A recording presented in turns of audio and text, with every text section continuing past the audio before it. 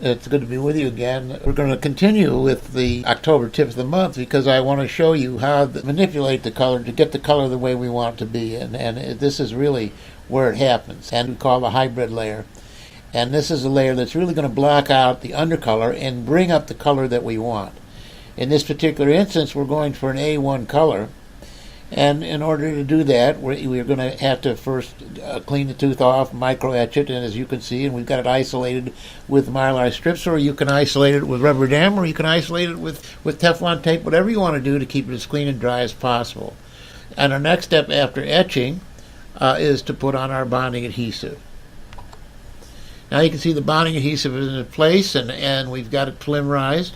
And you can see the low value down at the gingival. Now, if I were just to try to bring that up by putting a microhybrid by itself or a nanofill by itself, which would even be more translucent, I would probably end up with a value that was too low down at the gingival in my final restoration. So in these cases, when we've got a tetracycline case like this, and we've got this decreased value, I want to brighten that area without over-brightening it, and this is where pink opaque is so valuable. And this is the opaquer of choice, and what we call this is pre-opaquing, because we're going to put the opaquer directly on the areas where we want to increase the value on the tooth structure, and then we're going to overlay it with our microhybrid. So we do that with a small number 1 brush, and we'll add the pink opaquer and gently spread it to try to brighten that area. And you can see it step by step as we tie it. We try to thin it out and blend it up into the existing tooth structure to brighten it as much as we possibly can. We don't have to completely block it out. What pink opaque does is it neutralizes that gray area without over brightening. And you can put it on in very thin layers so that the resultant overlaying layers are not too thick. Now, once the pink opaque is in place, we polymerize that for about 40 seconds, and then we're ready to layer on our microhybrid.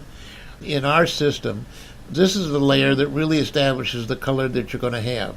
All our materials match in color. They match one another in color. The only difference is that the opacities are different. And the most opaque material in the system, besides the opaquers, is the microhybrid. And you can see the opacity of the material.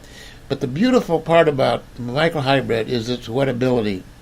And if you watch it, it's so easy to place. You can tap it with your finger, place it, and its wettability makes it easily attach and adhere to the tooth surface so that then you can spread it, almost like spreading butter, and you can follow the contours and keep the convexities of the surface of which you're working on. And that way, you end up with layers that are not too thick, and you're going to have a consistent layer overall. It's going to end up being a convex layer following the contours of the tooth surface.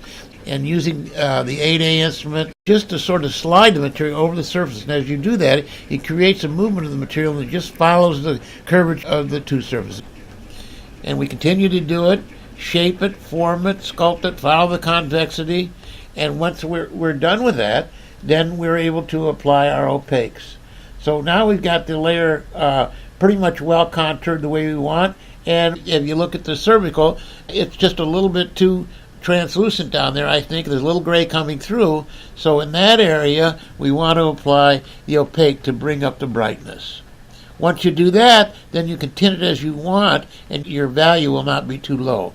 If you leave it gray and tint it, then you're going to have a decreased value. So we want to bring up the brightness prior to our tinting. So once I've got that layer that counts for the color, then I can do anything I want. And I call it the artist's palette, because now we've got a layer that still allows us to apply enough microfilm to get the finished result, plus using tints and opaques to give incisal and cervical color and incisal translucence. And when you get done with the entitled thing, that's essentially the way it looks. If you want to see my concept of direct resin bonding, go to the resource section of Cosmedent's website or click on the link. And that will give you the complete concept by which I have developed the philosophy of direct resin bonding. In the meantime, I'll say goodbye. Have a great time bonding. See you next time.